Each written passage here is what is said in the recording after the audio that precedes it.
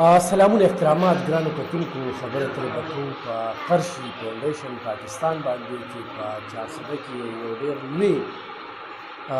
پری میډیکل کیمپ تابع کړی وه په توره پاڼه کې او دا قرشي فاونډیشن پاکستان حکیمان راغلي باقاعده دوایانې یې خلکو ته فري ورکولې د هغې چیک اپ یې کو او په دغه کې په سوونو هغه خلکو ګډون وکړو چې هغه څه سیلاب ځپلي وو څه باران وهلي وو څه غریبانان وو او زموږ یو ډېر تکړه سوشل اکټیویست ظهورحمد ظریفخیل صاحب په دې کې یو ډېر مهم رول لوبولی و چې دغه سیمې ته یې دغه لوی کیمپ راوړی توره پاڼه کې څنګه چې موږ مخکې ذکر کړو چې په دغه ځای کې یو سکول دی او په دغه سکول کې 240 ماشومان دي او 2 کمرې دي او 3 استادان دي نو تعلیمي لحاظ سره خو هم دغه ځای کې ډېرې زیاتې مسلې دي او د صحت معاملات چې کوم دي نو هغه خو نن سبا ډېر زیات ګمبیر شوي دي ځکه چې په ټوله پښتونخوا کې چې ډینګي څومره زیاته ده نو هغه صرف په چارسده کې دی په چارسده کې بیا رزړی میرآباد دی خو ډېر زیات وهلي دي او ډیچو واسع الله صاحب په دې کې خپل بھرپور کوشش کوي تر دې چې سپری دې وخت کې هغه د جیبه کوي د یار دوست نه کوي نو زه یم چې هغه حکومت څه شو بلکل د حکومت کردار په نظر نه راځي نو په داسې وختونو کې د داسې قسمه کیمپونو ډېر اشد ضرورت دی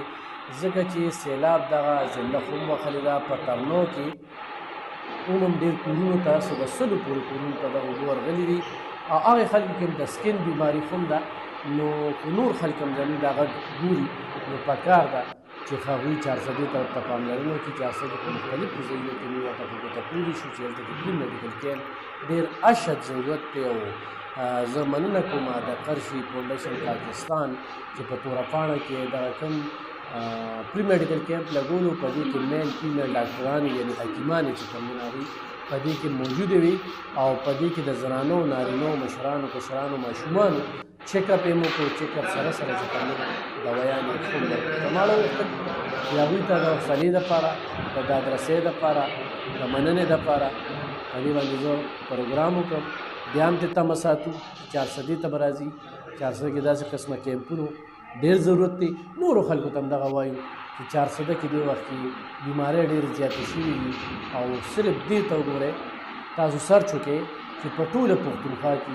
ډینګي وبا دلته کې په چارسده کې چې کومه ده خوره شوې ده او ډېره زیاته ده خلکو ته